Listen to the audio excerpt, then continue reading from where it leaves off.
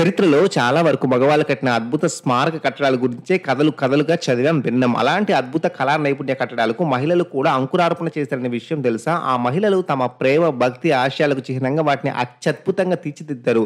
అవి కూడా యునెస్కో గుర్తింపును దక్కించుకున్నాయి. ఆ అద్భుత స్మారక చిహ్నాలు ఎక్కడున్నాయి? వాటిని నిర్మించిన ఆ శక్తివంతమైన నారీమణులు ఎవరో మనం ఈ వీడియోలో ఒకసారి తెలుసుకుందాం.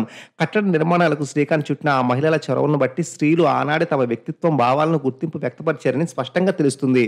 వారంతా ప్రేమకు చిహ్నమైన తాజ్ మహల్ నిర్మించిన షాజహాన్ వలె తన భర్తలపై ఉన్న ప్రేమ, అభిలాష, వారి విజయాల గుర్తుగా ఈ అద్భుత స్మారక కట్టడాలను నిర్మించారు. వాటి నిర్మాణ తీరు, శిల్పకళా సంపద, మలిచిన విధానం ఆ మహిళ సృజనాత్మకతకు, అభిరుచికి ప్రతిబింబంగా ఉన్నాయి.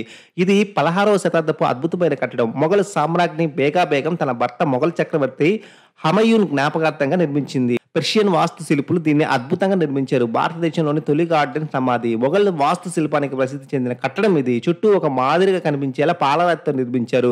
పచ్చని తోటల మధ్య కొలువు తీరిన అద్భుత కట్టడం వల్ల పర్యాటకులను కట్టిపడేస్తుంది. ఈ స్మారక చిహ్నం యునెస్కో గుర్తింపును కూడా పొందింది.